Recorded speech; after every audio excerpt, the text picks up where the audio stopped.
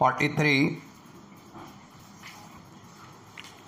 तो 43 में लिखा हुआ है प्रोटॉन हमें दिया हुआ है, proton is place in a uniform electric field directed है।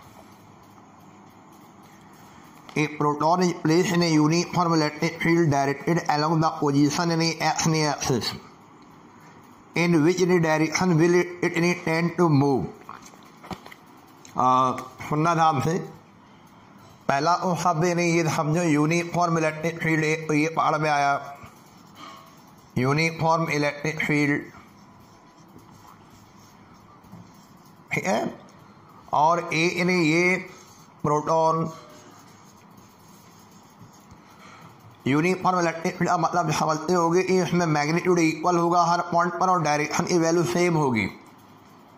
और uniform electric field is represented by the parallel and equidistant line. अगर हमने ये लाइनें बना दी, एक लाइन ये तैयार कर दी, एक लाइन ये तैयार कर दी और एक लाइन ये, these are the parallel and equidistant line that indicate the magnitude of an electric field at every point inside the field are equal and direction is same। तो और ये जो प्रोटॉन है इस पे चार्ज आपको मालूम कितना होता है, +E। तो अगर यार यहाँ पे ये बोल रहा है ये जो डायरेक्शन ऑफ फील्ड है, फील्ड का डायरेक्शन इसको थोड़ा आगे बढ़ा देते हैं, this the direction of field it is along the x direction, position axis पर है फील्ड की डायरेक्शन। और यहीं पर कोई प्रोटॉन चलो रख दीजिए, ये लीजिए ई प्रोटॉन सिंबल हम P बना दे, या चार्ज की वैल्यू रख दो स्मॉल q बराबर +E, ये लीजिए। तो ये कह रहा है in which direction will it tend to move. तो हमने फॉर्मूला पढ़ा है आपको, E वेक्टर बराबर -N या E बराबर -dV/dr, ये वाला फार्मूला।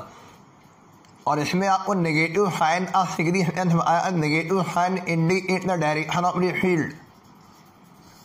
तो हमें ये बताया इलेक्ट्रिक फील्ड की डायरेक्शन हमेशा हाइयर पोटेंशियल से लोअर पोटेंशियल होगी, है ना। ये नेगेटिव साइन कहता है कि डायरेक्शन ऑफ द फील्ड जो होगा is in the direction of बोलो decrease of potential, decrease of potential.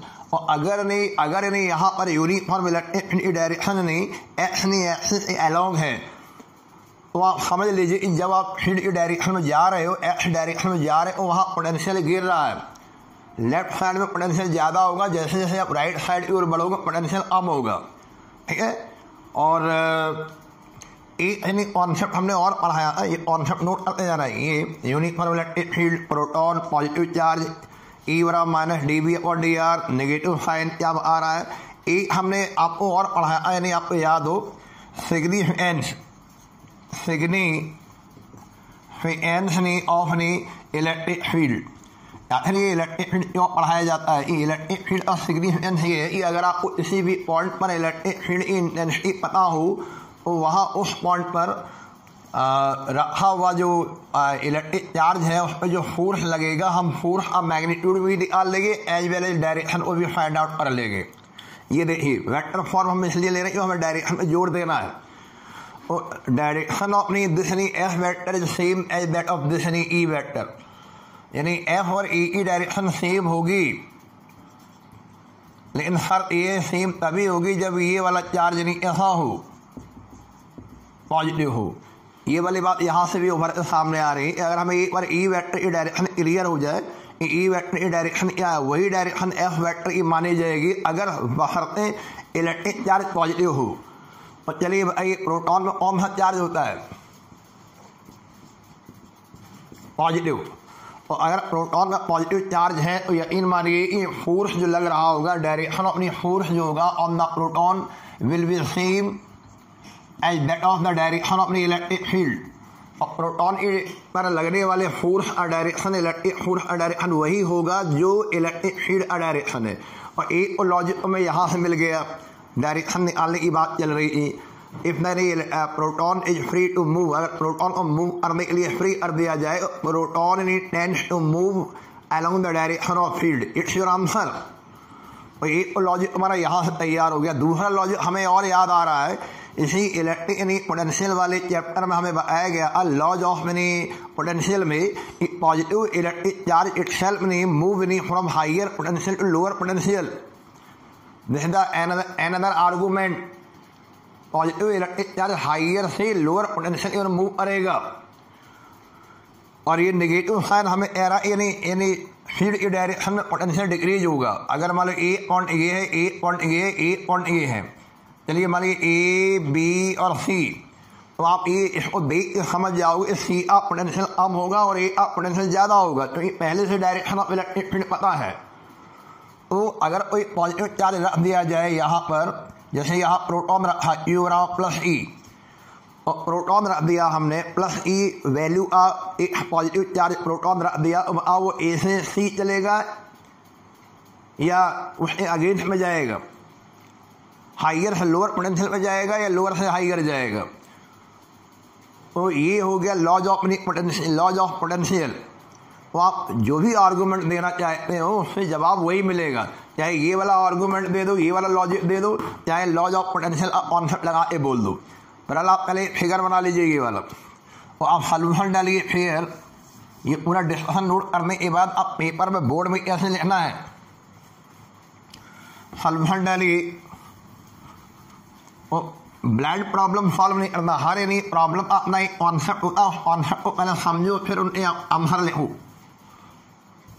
तो सबसे पहला काम करना क्या होगा परीक्षाओं में, इसमें फिगर बना लीजिए, ऐसे 2 लाइनें कर लो, पर्याप्त है 2 लाइनें, और बीच में डॉट डॉट डॉट डॉट करके ये बीच में एक्सिस बना लो।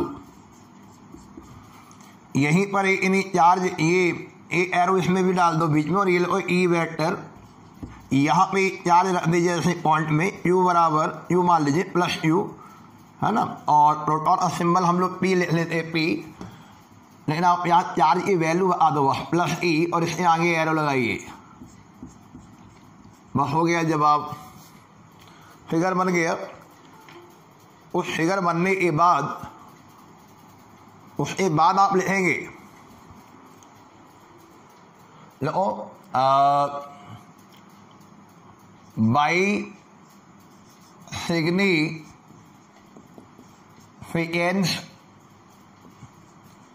Of an electric field. हमें इलेक्ट्रिक फील्ड के बारे में पढ़ाया गया था कि जब कोई भी इलेक्ट्रिक चार्ज फील्ड के अंदर रखा जाएगा तो वो फोर्स को महसूस करेगा। यहाँ पहले से फील्ड की डायरेक्शन दे रखी है, यानी फील्ड की डायरेक्शन नोन है, और by significance of electric field line छोड़ दो, और ये force on an electric charge dash कर दो, एफ वेक्टर बराबर you into E vector, here you बराबर प्लस ई फॉर प्रोटॉन, तो देयरफॉर एफ वेक्टर बराबर हो जाएगा प्लस आसान लगा दीजिए under student plus E into capital E, बंद कर दो डब्बे में। तो अब आपने वेक्टर अलजेब्रा पढ़ी 11th में, और वेक्टर अलजेब्रा क्या सिखाती है कि अगर ये पॉजिटिव साइन है वो एफ और ई की डायरेक्शन सेम होगी, और ये 10 direction of force on the proton, direction of force on the proton, direction of the force on the proton will be in the direction of field, yeah, will be along the direction of electric field.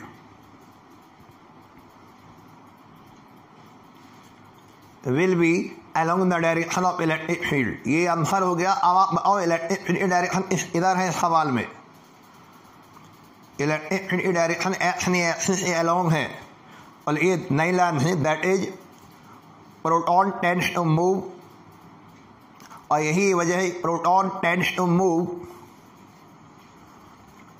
along the direction of, yeah, proton tends to move along the x-axis, along the positive x-axis. Proton tends to move along the positive x-axis.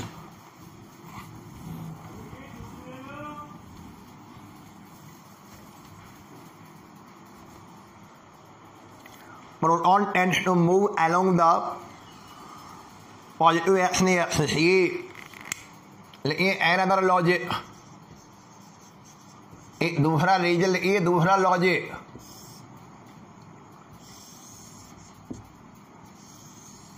ये लीजिए दूसरे reason को समझिए, ये plus ए है Q बराबर, और ये लीजिए तो ये फिगर वही बन जाएगा। दूसरा लॉजिक ये है, यानी प्रोटॉन है द पॉजिटिव चार्ज, प्रोटॉन एक पर एक पॉजिटिव चार्ज है, और पॉजिटिव चार्ज यानी tends to move from higher potential to lower potential. We know that the direction of an electric field will also in the direction of decrease of potential। तो दो बातें हैं, लेकिन direction of electric field, पहले electric field direction of electric field is in the direction of decrease of potential, decrease of potential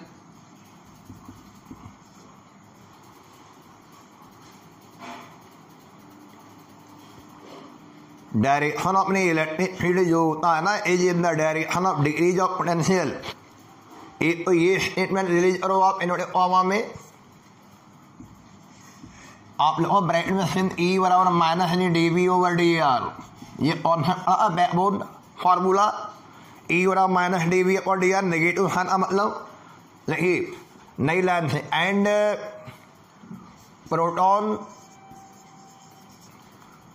proton माने positive charge tends to move from higher potential to lower potential, ठीक है, from higher potential to the lower potential। तो ये दोनों statement को combine करिए और final answer आपको समझ में आना चाहिए। एक तरफ पहले स्टेटमेंट में दावा किया गया कि इलेक्ट्रिक फील्ड की डायरेक्शन हमेशा डिक्रीज ऑफ पोटेंशियल की ओर होती है, और दूसरे में यानी प्रोटॉन की आदत जो होगी tend to move from higher potential to lower potential itself on its own, अपने बलबूते पर। देखिए 10 और इस तरह proton tends to move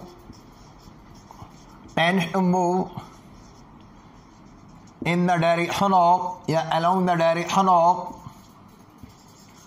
positive x axis। Proton tends to move in the direction of the positive x axis, ठीक है। Note कर लीजिए, दो नंबर का सवाल है, आपको जो भी लॉजिक समझ में आता है वो आप पेपर में कर देना, लेकिन आपको सब आना चाहिए। तो ये बिल्कुल कंप्लीट सैचुरेटेड हो गए आप लोग फिजिक्स में। नेक्स्ट नंबर देखिए, क्वेश्चन नंबर बोलिए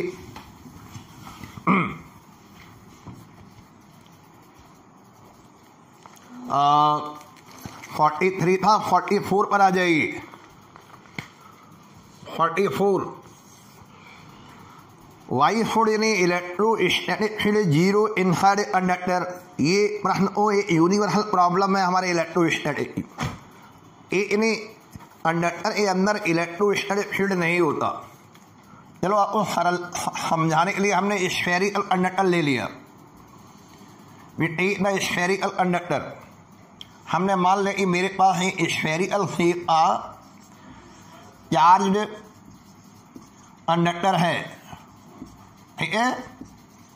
ये लीजिए, तो आपको मालूम है whenever any electric charge is given to this conductor, और इलेक्ट्रिक चार्ज इमीडिएटली बहुत ही जल्दी तुरंत ही reside over its outer surface. जब हम इसे चार्ज देते, भले ही सॉलिड हो या हॉलो, चलो सॉलिड मान लो, और चार्ज जब दिया जाएगा तो क्या होता है, चार्ज देने से क्या होता है बताइए। कोई भी सिस्टम इस दुनिया, कोई भी सिस्टम क्या होता है, क्या करने की कोशिश करता है, स्टेबिलिटी गेन करता है, स्टेबिलिटी।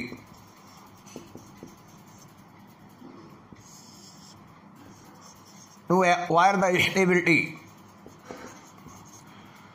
और स्टेबिलिटी गेन करने के लिए कोई भी सिस्टम जो है वो पोटेंशियल एनर्जी को मिनिमम रखना चाहता है। मिनिमम पोटेंशियल एनर्जी होगी तो स्टेबल बना रहेगा। और स्टेबिलिटी का रिलेशन संबंध इससे है, minimum potential energy. Every each any system ने have the tendency to minimize their any potential energy। अपनी पोटेंशियल एनर्जी को मिनिमाइज करने की वजह से ही वो स्टेबिलिटी गेन करना चाहता है। और पोटेंशियल एनर्जी का फार्मूला आपको पढ़ा याद करो, आपको 1/4πε0 U1 U2 ओवर R। अभी हमने कोई चार्ज दिया या पॉजिटिव चार्ज दिया होगा या नेगेटिव दिया होगा, सिमिलर चार्ज दिया होगा, तो चार्ज यहाँ पे डेवलप होने लगे। ये चार्ज नहीं सिमिलर चार्ज है, और सिमिलर चार्ज इनमें रिपल्सन होगा ये आर की वैल्यू क्या होगी, बढ़ेगी। ये बढ़ेगी और आर बढ़ेगा तो भाई ये प्लस साइन है, प्लस प्लस, तो यू क्या हो जाएगा, कम हो जाएगा। और यू कम होने का मतलब नहीं उसकी स्टेबिलिटी क्या होगी, बढ़ने लगेगी। और in order to increase their stability potential energy must be minimum. तो ये जो चार्ज हम जो देते हैं ना, और ये चार्ज देने पर इनमें इंटरेक्शन रिपल्सिव इंटरेक्शन होगा और ये बहुत इतनी ज़्यादा डिस्टेंस कवर करेगा। इतना ज़्यादा कवर करेगा ये जो सरफेस पर आ जाएगा। तो इससे बाहर क्या है, एयर है, और एयर में चार्ज जाएगा नहीं, और चार्ज यहाँ स्टैटिक हो जाएगा। ये नाउ दिस स्टैटिक चार्ज में form the electrostatic field.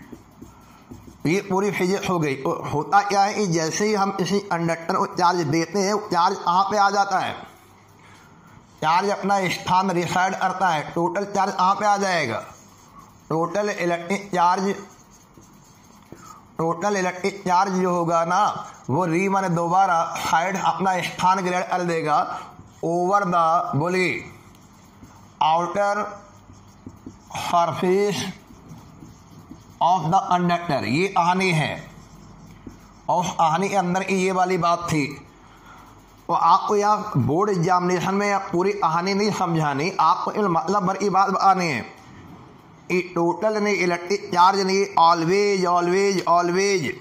Always reside कर जाएगा, ऑलवेज रिसाइड करेगा over the outer surface of the conductor. और जब चार्ज हम देंगे तो चार्ज अंदर आपको दिखाई ही नहीं देगा, आपको चार्ज देंगे आपको चार्ज आउटर सरफेस पर दिखाई देगा। इनसाइड द कंडक्टर दे रहे नो एनी चार्ज। और अगर कोई अब हमें इलेक्ट्रिक फील्ड कैलकुलेट करना है, तो इलेक्ट्रिक फील्ड की जो डिस्ट्रीब्यूशन हो गया, सरफेस चार्ज डिस्ट्रीब्यूशन हुआ, और यहाँ पर इलेक्ट्रिक फील्ड की कैलकुलेशन करने के लिए we use the Gauss theorem. और अगर कोई इनसाइड गॉसियन सरफेस आप जब बनाओगे, और इनसाइड गॉसियन सरफेस जब आप तैयार करोगे, और उसके अंदर चार्ज की वैल्यू क्या होगी, जीरो होगी। और किसी भी गॉसियन सरफेस के अंदर चार्ज की वैल्यू जीरो होने का मतलब नहीं ये हुआ कि फ्लक्स की वैल्यू जीरो हो गई, और फ्लक्स की वैल्यू जीरो होने का मतलब नहीं इलेक्ट्रिक फील्ड जीरो हो गया। ठीक है, तो आप पहले ये वाला फिगर बनाइए जो हमने अभी बनाया फिलहाल। ये जो डॉट डॉट डॉट ये गॉसियन सरफेस हो गया। तो हमने देखा जब हमने इनसाइड गॉसियन सरफेस ड्रॉ किया और कोई चार्ज नजर ही नहीं आया। और inside the Gaussian surface there is no any electric charge भी, और चार्ज नहीं, टोटल चार्ज आ चला गया।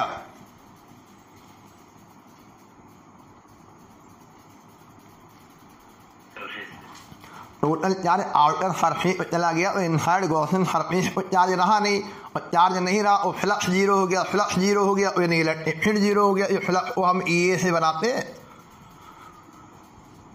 चलो वो सॉल्यूशन डालिए, और जितना ये डिस्कशन कराते ये अपने रफ कॉपी में नोट कर ले, और विंडो बनाए। लेकिन सॉल्यूशन दे रहे हैं, लो सॉल्यूशन डालिए। ये total electric charge always reside over the outer surface. Total electric charge always resides on the outer surface of a charge conductor. Outer surface of the conductor कर दो, on the outer surface of the conductor। ये पहली punch line introduction में लिखिए। अब line छोड़िए, para छोड़िए। hence for any inherent Gaussian surface, for any inherent Gaussian surface, are the charge enclosed, the charge enclosed is 0. Charge enclosed is 0. Bracket में और capital phi बराबर ए बराबर ने यू अपॉन एप्सिलॉन 0 बराबर 0. इन ब्रीफ में थोड़ा hint ले लो आप लोग. स्पेशल केस में ए कॉस 0, कैपिटल फाई बराबर ए बराबर यू अपॉन एप्सिलॉन 0 बराबर 0. और नई लाइन है हेंस या 10 electric field inside a charge conductor 0. ये प्रॉपर यानी लॉजिक हो गया.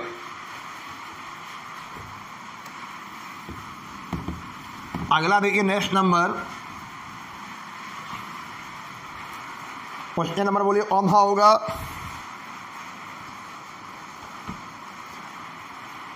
फोर्टी फाइव पूरा फेयर रजिस्टर 30 सवाल है. Define the dipole moment. ये प्रश्न थोड़ा इनकम्प्लीट है, इसको इलेक्ट्रिक डायपोल मोमेंट कर दो. डायपोल मोमेंट दो तरह के होते हैं ना, एक मैग्नेटिक डायपोल मोमेंट, एक इलेक्ट्रिक डायपोल मोमेंट. तो ये कौन सा होगा? Electric dipole moment. Is it scalar और वेक्टर? तो आपने क्या करेंगे, आप पहले इधर राइट हैंड साइड में इलेक्ट्रिक डायपोल बना लो -u और +u, और इसकी डायपोल लेंथ बना लीजिए 12. और 12 इज हियर डायपोल लेंथ और either charge of the dipole small u. इसमें डायपोल मोमेंट का डेफिनेशन पूछा गया. इसकी डायरेक्शन होगी p vector from negative to positive charge along the axis of dipole. ये वेक्टर क्वांटिटी हो गई. ले लो एक लाइन में electric dipole moment, electric dipole moment of a electric dipole, electric dipole is the product of either charge bracket में small u of dipole and dipole length लीजिए हो गया. और electric dipole moment of an electric dipole is really the product of the either charge small u of the dipole and its dipole length. Dipole length क्या होती है? Separation between the two charges. तो therefore answer लगाइए electric dipole moment, electric dipole moment small p equal to, बोलिए figure देखिए भाई, small u into 12. Block बंद कर दीजिए. और आपको मालूम है ये स्केलर है या वेक्टर? बोलिए.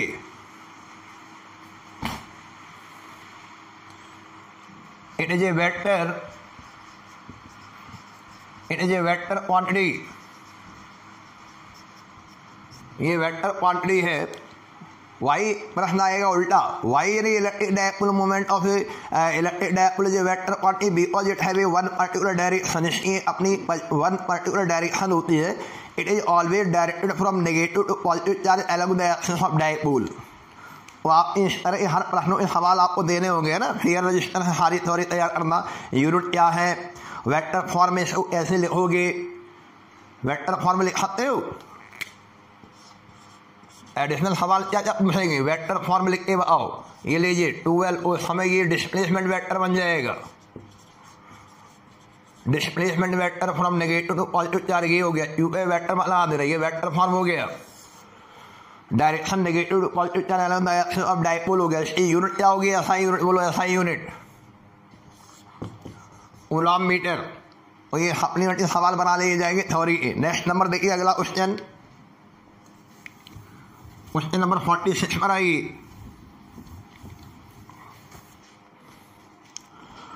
46 हम आपको एक फिगर दे रहे. Figure shows a point charge plus capital Q located at distance r/2 from the centre of the spherical metal shell draw the electric field line for the given system.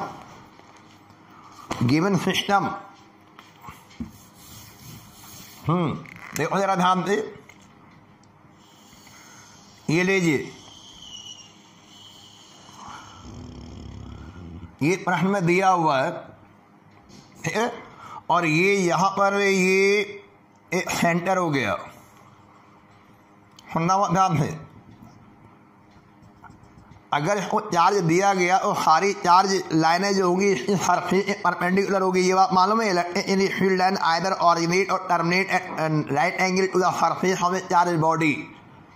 तो अगर अल्को में electric field line बनाने की जरूरत पड़ जाए तो इसमें पूरी तरह ध्यान रखना कि ये लाइनें हमेशा जो है फील्ड क्या होगी, ये लाइन हमेशा जो है सरफेस परपेंडिकुलर होगी। देखना जरा ध्यान से, समझने की कोशिश करो पहले, फिर आगे बढ़ते हैं। पहले समझो, ये लीजिए, ये यूनिवर्सल है, कोई भी चार्ज कंडक्टर होगा उसकी जो इलेक्ट्रिक फील्ड लाइन जब आप ड्रॉ करोगे वो आपको कुछ ऐसा लगेगा कि वो यानी सेंटर से आती हुई मालूम पड़ेगी, यानी कि सरफेस परपेंडिकुलर होनी चाहिए, नॉर्मल, है ना। अभी आज हुआ कि आप तो जो चार्ज आउटर सरफेस पर होता है उसको सेंटर पर रखा हुआ मान लिया जाता है, तो ये ऑन द सरफेस नहीं या आउटसाइड द सरफेस नहीं, it will behave as a point charge. और वो चार्ज आज यानी सेंटर में ना हो यहाँ रख दिया है इन्होंने, सारे बच्चे देखना, ये सेंटर से कुछ दूरी पर रखा हुआ है, ये प्लस क्यू चार्ज रख दिया, और ये अपने चारों ओर इलेक्ट्रिक फील्ड बनाएगा। और इलेक्ट्रिक फील्ड कैसे, उसकी इलेक्ट्रिक फील्ड लाइन कैसे होगी ये आपको तय करना है, ठीक है। और ये जो बाहर हमने इलेक्ट्रिक फील्ड लाइन बनाई है ये तो सही बनाई है, इनमें कोई हेर फेर नहीं करना आपको, इनमें कोई हेर फेर नहीं करना। अंदर वाली लाइनें जो है, क्योंकि चार्ज यहाँ ना हो, एक चार्ज यहाँ शिफ्ट हो गया, और क्या करोगे आप, देखो जरा ध्यान से, सारी हमने बाहर वाली लाइनों को डिस्टर्ब नहीं किया, वो सरफेस के नॉर्मल रहनी ही रहनी है। ये लीजिए, ये लीजिए, अब हमें क्या करना है, हमें अंदर एडजस्ट करना है। तो हमें क्या करना हो, ये जितनी लाइनें हमने बना दी, ये लीजिए, नॉर्मल टू द सरफेस, और ये सेंटर पे चार्ज ना हो, हमने यहाँ पे अकुमुलेट कर दिया, ये सेंटर से r/2 दूरी पर। और देखना कैसे क्या होने वाला है, ये यहाँ से चार्ज ऑरिजिनेट, यहाँ से लाइनें ऑरिजिनेट करेंगे, प्लस चार्ज है ना, और ये वाली लाइन इससे ले लीजिए, इसको मिलाइए आप, और ये अर्ब लाइन हो जाएगी अंदर, ये लीजिए, ऐसे ही देखो, ये लीजिए, ये लीजिए, पहले इतना बना लीजिए, फिर धीरे धीरे हम आगे बढ़ाते हैं। पहले इन्हें स्फीयर बनाइए, सेंटर बनाइए, सेंटर ये है, और अगर यदि चार्ज सेंटर में ऑमलेट जनरली हम लोग मानते हैं स्फेरिकल कंडक्टर जानबूझ से बनाया हुआ है, ये बाहर की लाइनें बना दीजिए जो नॉर्मल है सरफेस के,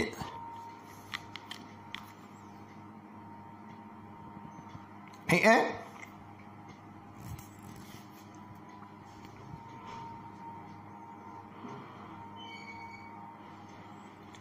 तो अब देखना जरा ध्यान से, अभी ये वाली जरा मिलाओ इससे, ये लीजिए, ये लीजिए, ठीक है।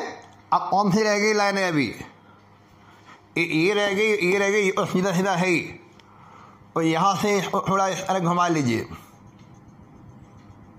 ये लीजिए, बस, ठीक है। और ये एक प्रॉपर यानी पैटर्न हो गया इलेक्ट्रिक फील्ड लाइन का।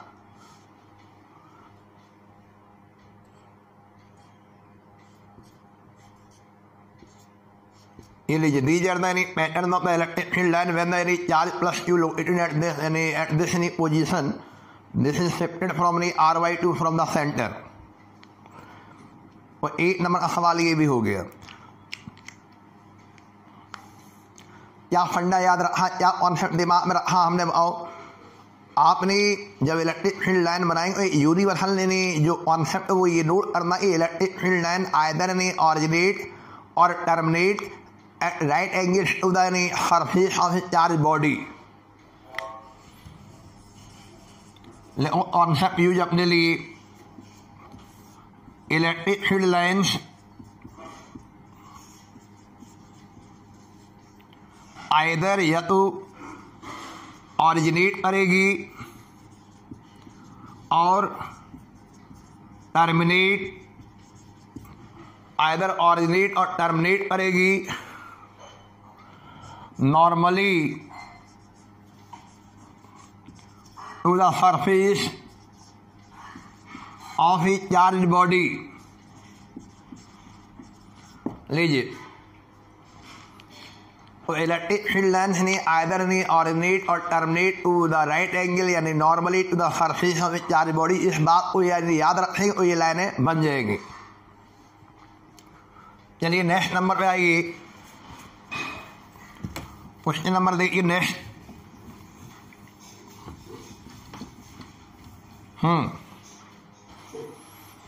46 के बाद 47 में आइए। ये एरर शो नहीं ऑन ए प्लॉट, हमें प्लॉट बना के शो करिए the nature of variation of electric field strength E and potential V of A small electric dipole with the distance small r of the field point from the centre of the dipole, है ना। तो बस ध्यान देना, for a small dipole की बात चल रही है, अंडरलाइन। तो अगर स्मॉल डायपोल की बात होगी तो इन्हें V बराबर नहीं हो जाएगा 1/4 पाई एप्सिलॉन 0। एक्शन लाइन पे स्टडी कर लो तो एक पटोरियल लाइन पे हल V आपको 0 मिलता है। तो एक जनरल फार्मूला लेंगे, बोलिए क्या कहेंगे हम लोग। V 1/4 पाई एप्सिलॉन 0 ये हो गया Q/r², ये रहा। एंड नहीं E बराबर बोलो, E बराबर 1/4 पाई एप्सिलॉन 0, बोलिए Q/RU। ये दो फार्मूले हो गए एचजीएल लाइन पर। तो आप देखो नहीं, इस पे पावर लगी है r⁻², यानी V में से इट मीन दैट यानी V is inversely proportional to square of R। इसका मतलब ये डिस्टेंस बढ़ाने पर पोटेंशियल डिक्रीज होगा। और इसमें भी यही बात बोल रहा है, E is inversely proportional to Q of R। मतलब इसमें भी डिस्टेंस बढ़ाने पर नहीं इलेक्ट्रिक फील्ड डिक्रीज होगा। आप हमें ये बता दो, इसमें ज़्यादा तेज़ी से डिक्रीज होगा, इसमें पावर ज़्यादा लगी हुई है। एक में पावर नहीं r⁻² लगी हुई है, एक पे r⁻3 लगी है। दोनों ग्राफ में यानी r बढ़ाने पर यानी V और ये डिक्रीज होगी, लेकिन जिस पे पावर ज़्यादा लगी वो ज़्यादा रैपिड डिक्रीज होगा। थोड़ा डिस्टेंस बढ़ाएंगे तेज़ी से गिरेगा। तो ये पूछा जा रहा है, इसमें इलेक्ट्रिक पोटेंशियल या इलेक्ट्रिक फील्ड ओम हमारी पैरामीटर है वो बहुत तेजी से फॉल डाउन होगा with in area of R। और ये R का मतलब क्या है ये और बताओ हमें। यहाँ पे R कहाँ है, क्या होता है डायपोल के मामले में। मिडिल पॉइंट से ये हम सारी स्टडी ऑब्जर्वेशन पॉइंट नहीं कर रहे हैं एक्सियल लाइन पर, ये मिड पॉइंट से डिस्टेंस है R। ये भी ध्यान देना। पहले दोनों फार्मूले लो, फिगर बनाइए, फिर हम ग्राफ प्लॉट करते हैं। लेकिन फॉर ए स्मॉल डायपोल ये दोनों फार्मूले ये रिलेशन बनाइए। There we make the V versus R graph and in the same graph we plot the E versus R।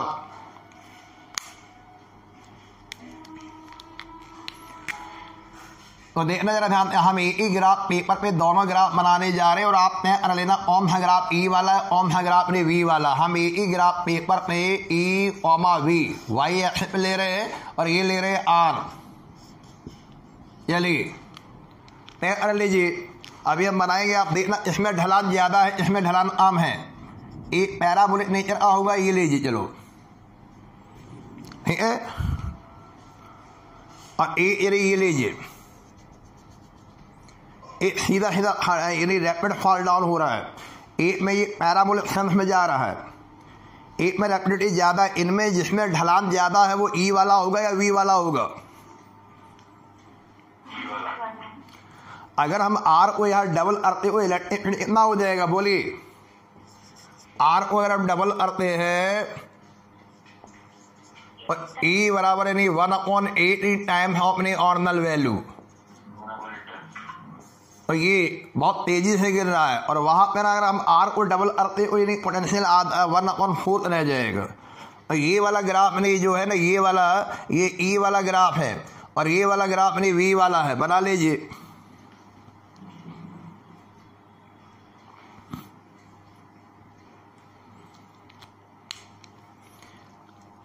चलिए नेक्स्ट नंबर देखते हैं। क्वेश्चन नंबर नेक्स्ट पे आइए।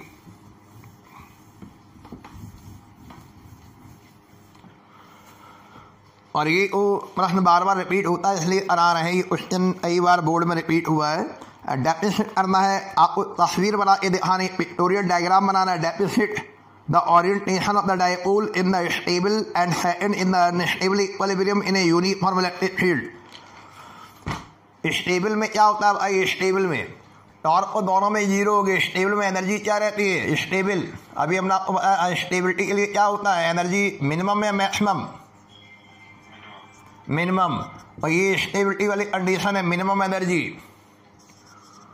फॉर स्टेबल इक्विलिब्रियम, समझो पहले।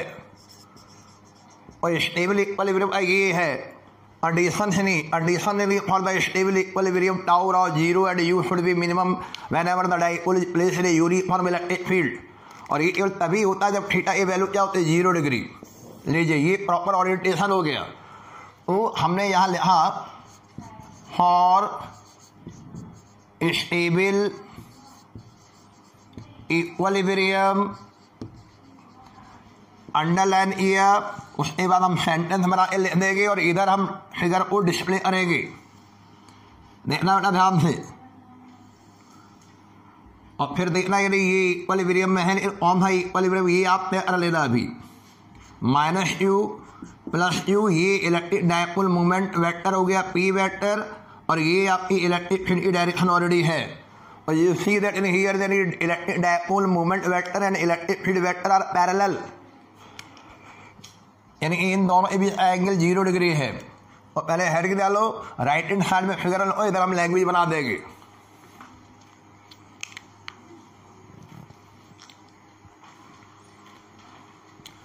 Angle between P vector and E vector is 0।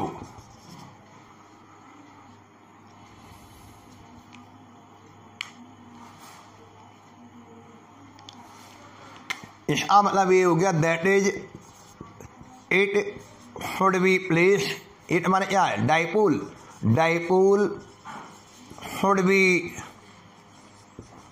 Placed parallel to the parallel पे under कर दो, parallel to the electric field. Dipole और इलेक्ट्रिक फील्ड पैरेलल में होना चाहिए। अब ऐसे ही अगर अनस्टेबिलिटी इक्विलिब्रियम चेक करोगे, टाउ 0 होगा, यू मैक्सिमम होगा। ये अपने लिए रख नोट कर लेना। For any unstable equilibrium tau 0, you should be maximum, you बराबर प्लस नहीं पी एट दैट थीटा बराबर 180 डिग्री पर ऐसा होता है। और ये पहेलियाँ है, ये इससे बहुत सारे सवाल बनते हैं। ये जितने इलेक्ट्रिक डायपोल के लिए बन रहे हैं उतने मैग्नेटिक डायपोल के लिए बनते हैं। तो हम लगभग पूरा 12 महीने हो गए पढ़ते हुए। 12 महीने में अगर आपके 100 आउट ऑफ 100 नहीं आते वो बेकार है। फिर पूरा मौका मिला 12 मंथ, अप्रैल टू अप्रैल ख़त्म हो गया, एडिशनल चालू हो गया, पेपर अब हो गए, अभी भविष्य के गर्त में है। तीसरी लहर के बाद होंगे, चौथी लहर के बाद होंगे, या होंगे या नहीं होंगे ये भी अभी कन्फर्म नहीं है। तो लगे रहिए आप, चीज़ों को और फार करते रहिए। बस वही ये कहानी है कि आपको अपने अंदर नेगेटिविटी नहीं आने देनी है, हर समय पॉजिटिविटी बरकरार रखनी है। बहाने ढूंढिए सकारात्मकता के, इतने पॉजिटिव रह सकते हो आप ऐसी परिस्थितियों में, वही आपका रिजल्ट दे देगा।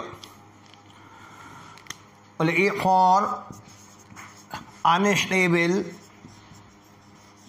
इक्विलिब्रियम अंडरलाइन कर दीजिए। और इधर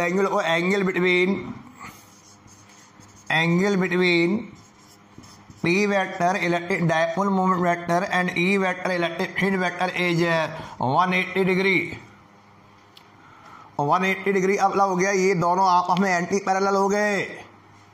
डायपोल जो है इलेक्ट्रिक फील्ड एंटी पैरेलल हो जाएगा। इधर राइट हैंड साइड में डायग्राम बनाओ, उसके बाद लिखना ये एक लाइन ये बीच में डायपोल रख दो मिडिल में, इसको ऑरेंज तरह घुमाइए, इधर प्लस लीजिए +2, ये -2, 180 से रोटेट करा दिया। ये लीजिए, ये इलेक्ट्रिक डायपोल मूवमेंट की डायरेक्शन हो गई P, और ये बड़ा बड़ा E लिख लो, ये आपका इलेक्ट्रिक फील्ड की डायरेक्शन लेफ्ट से राइट है। अब देख के ये दोनों बहुत सारे नहीं, just anti parallel. Dipole should place anti parallel to the electric field। लिखिए that is electric dipole should be placed इनको रखना होगा anti parallel to the electric field. Dipole को इलेक्ट्रिक फील्ड के एंटी पैरेलल में रखना होगा, ठीक है। चलिए, तो ये पूरी थ्योरी तैयार करना, डेरिवेशन तैयार करना, कॉन्सेप्चुअल क्वेश्चन को बार बार रिपीट कर ही रहे हम। नेक्स्ट नंबर डालिए,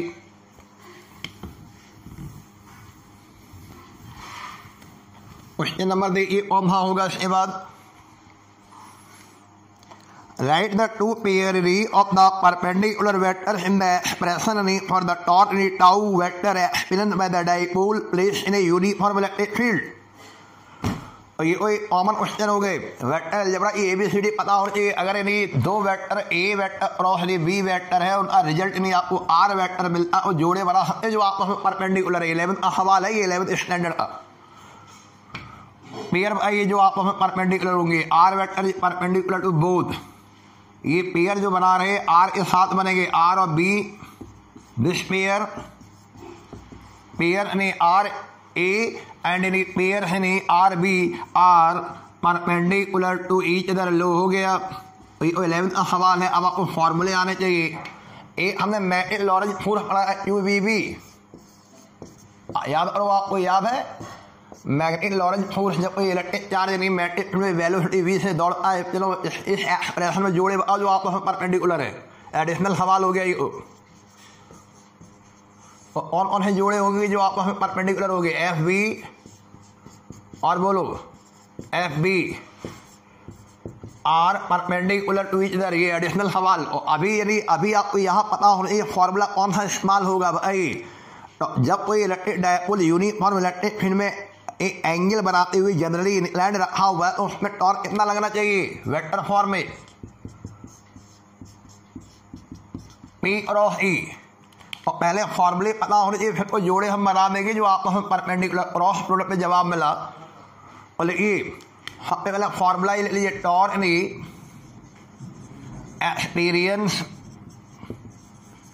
experience by an electric dipole,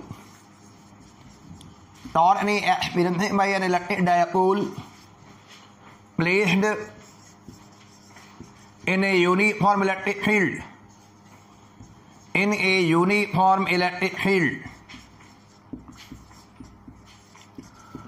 torque में experience by an electric dipole place in a uniform electric field, tau vector बराबर P vector cross E vector. लिखिए 10।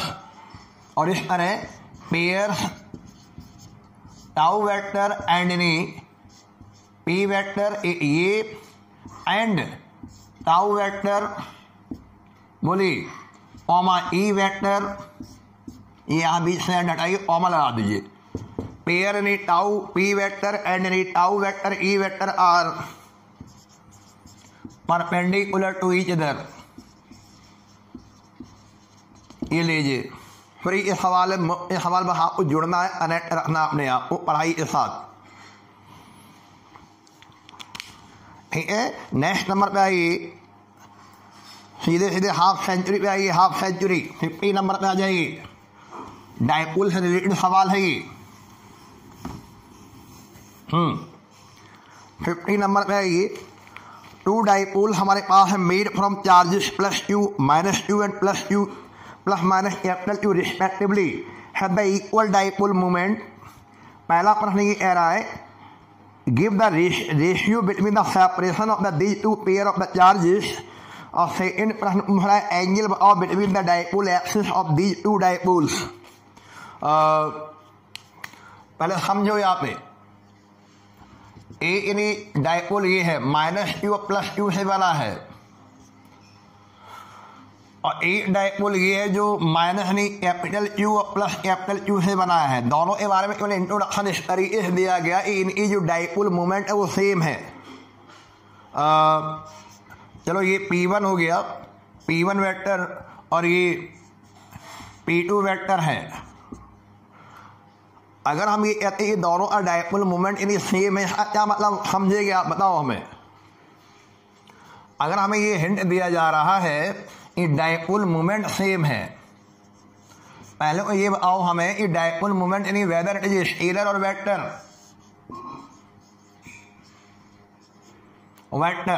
वेक्टर है उसमें क्या क्या इंक्लूड होगा भाई, केवल इला मैग्नीट्यूड होगा या इला डायरेक्शन होगा या दोनों होगा?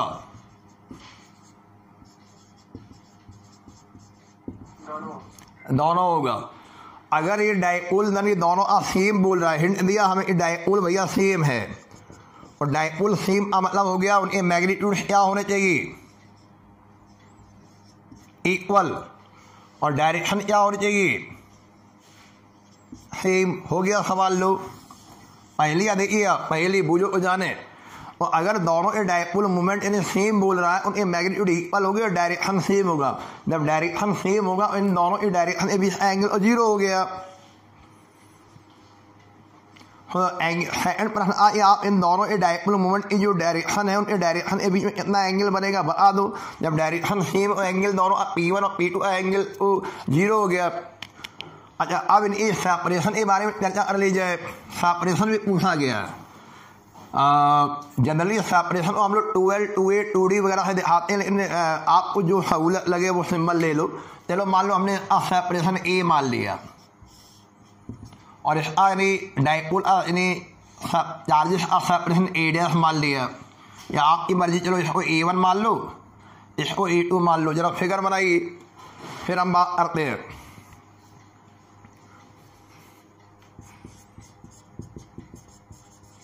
First dipole, second dipole,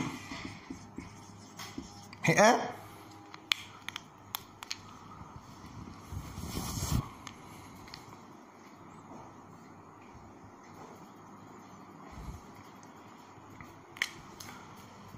So let me A1 and A2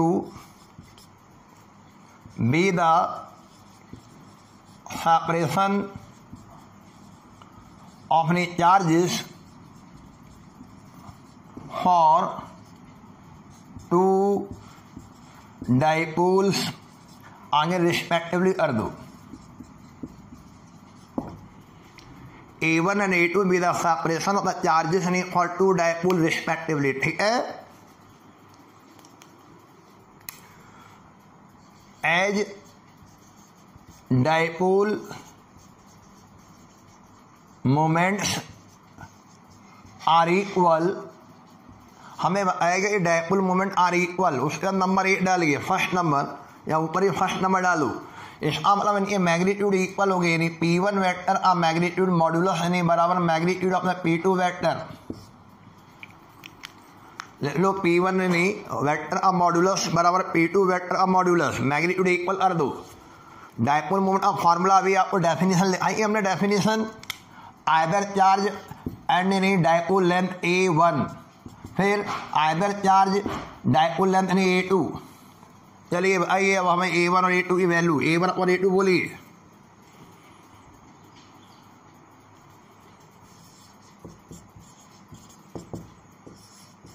आइए भैया, A1 रेशियो A2 कितना आएगा? चार्ज आर डायरेक्टली प्रोपोर्शनल या चार्ज आर इनवर्सली प्रोपोर्शनल? ये इनवर्सली प्रोपोर्शनल में आ गया चार्ज। पहले यानी पहले वाले यानी डाइपोल लेंथ और दूसरे वाले डाइपोल लेंथ यानी रेशियो देखिए आप। ये तब होगा जब डायपोल यानी मोमेंट इक्वल हो गए दोनों के। अच्छा सेकंड नंबर डालिए,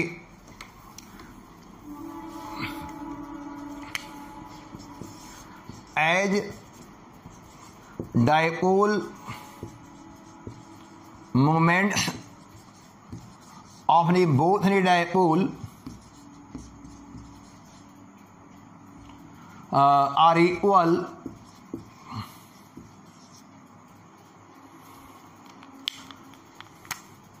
hence चलिए भाई डायरेक्शन के बारे में, direction of dipole moments are same. अगर डायपोल मोमेंट यानी इक्वल है उसका मतलब उनकी डायरेक्शन, ये जो डायरेक्शन होगी डायपोल मोमेंट वो क्या होगी, सेम होगी। और प्रश्न ये पूछ रहा था कि आप हमें बताइए एंगल कितना होगा between the dipole axis of the two dipole, और डायपोल मोमेंट की डायरेक्शन एक्सिस से अलॉन्ग होती है, और बताइए एंगल कितना रहा। Angle between axis of dipoles equal to बोलो ZER 0, वही एंगल होगा जो पैरेलल होगी दोनों। ठीक है, इंपॉर्टेंट खबर डाल दो। अगला देखिए नेक्स्ट नंबर, क्वेश्चन नंबर 51।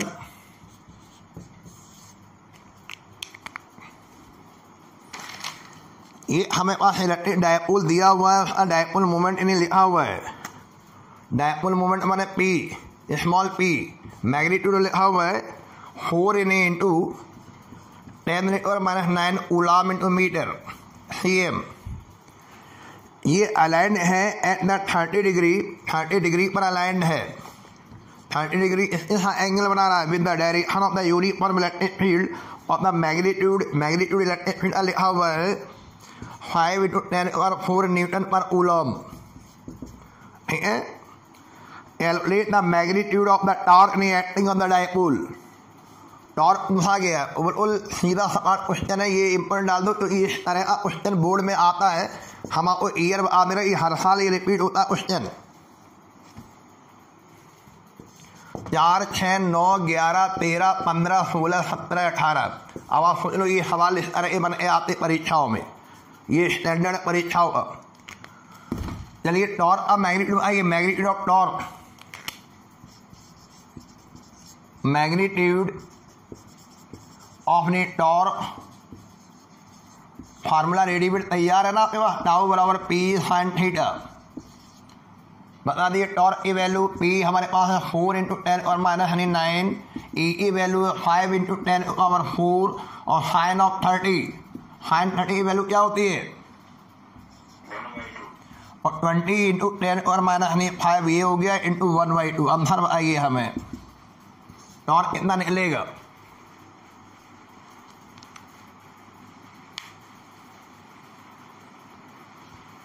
बोलिए आंसर बोलिए।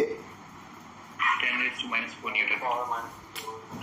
दो 10 ये हो जाएगा और ये -5 ये लिखा हुआ है, न्यूटन इंटू मीटर ये हो गया, और 10⁻⁴ न्यूटन इंटू मीटर।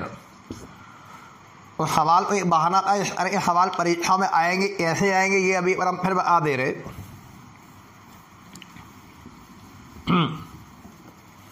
जैसे यही फार्मूला था हमारा, टाउ बराबर P × E sine of theta है ना।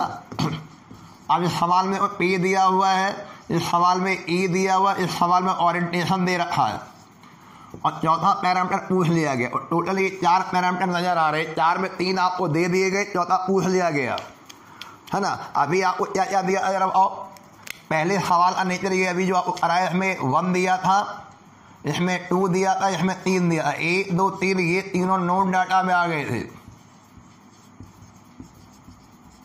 और क्या पूछ लिया गया, चौथा नंबर पूछ लिया गया। चौथा यहाँ कौन सा डाटा हो गया, अननोन डाटा हो गया। एक पैटर्न ये बना, सवाल देखिए कैसे बन सकते हैं।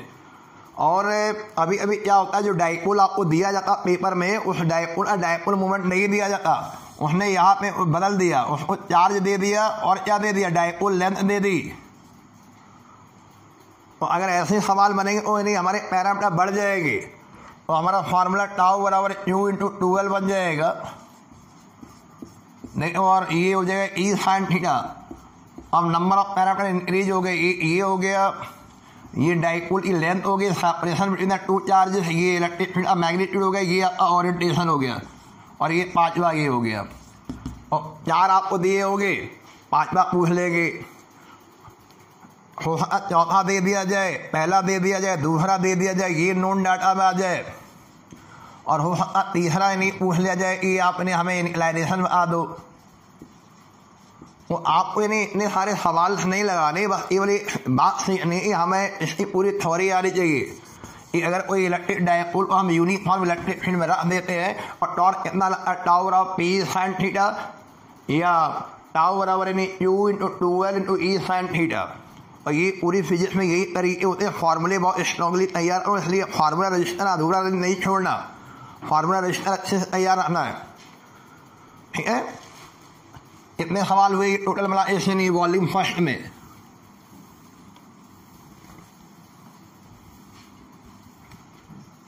ये कूलम्स लॉ और इन्हें इलेक्ट्रिक फील्ड का वॉल्यूम फर्स्ट माना जाएगा, क्योंकि हम एक और वॉल्यूम आपने तैयार करेंगे जिसमें न्यूमेरिकली होंगे। कूलम्स लॉ कैसे प्रश्न बने आपके न्यूमेरिकल में, इलेक्ट्रिक फील्ड कैसे कैलकुलेट करते हैं, क्या क्या संभावना है उनकी न्यूमेरिकल से, वो हम देखेंगे।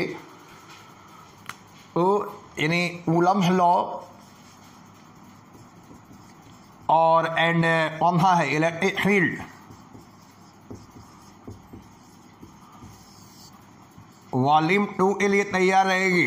वॉल्यूम 2 माने भाग 2, उसमें हम न्यूमेरिकल उठाएंगे और जो 1-2-4 क्वेश्चन कॉन्सेप्चुअल रह जाएंगे उसमें इंक्लूड कर देंगे, ठीक है।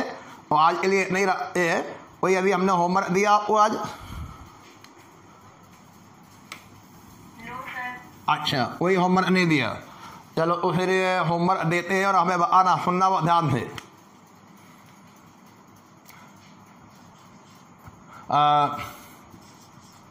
Right the 2 characters of the Gaussian surface। होना गॉसियन सरफेस, गॉस लॉ में हमें गॉसियन सरफेस के 2 कैरेक्टर्स बता दीजिए। राइट द 2 कैरेक्टर्स ने अपना गॉसियन सरफेस क्या जम्पल दे गई है। Right the 2 characters of the Gaussian surface, ये लिख के कॉपी में लिख के दिखा देना, तो हम समझेंगे आपने हमारी क्लास को आज ले लिया, ठीक है। अगली क्लास अब होगी, कैसे होगी हम बता देंगे, है ना। अब आपको आधे में एक दिन छोड़ के क्लास लेनी चाहिए, एंगेज बने रहो, चीज़ों के टच बने रहो, रोज क्लास लेने की कोई जरूरत नहीं, एक आप प्रॉपर रिवीजन करेंगे। वो अभी आप रिवीजन करते रहेंगे इसी यूनिट का, टोटल 5 चैप्टर है। अभी थोड़ा यानी घर में क्राइसिस चल रही है इसलिए थोड़ा टाइम नहीं दे पा रहे आपको, लेकिन आप अभी इलेक्ट्रोस्टैटिक का रिवीजन करते रहेंगे 10 मई तक, 10 मई तक 5 chapter properly conceptual theory derivations इनका रिवीजन करते रहिए। हम आपको वो रिवीजन चार्ट बना के दे देंगे। और नेक्स्ट ने जो वॉल्यूम 2 उठाएंगे वो इसी उठाएंगे हम लोग, कूलम्स लॉ और इलेक्ट्रिक फील्ड न्यूमेरिकल, ठीक है। Thank you, have a good day.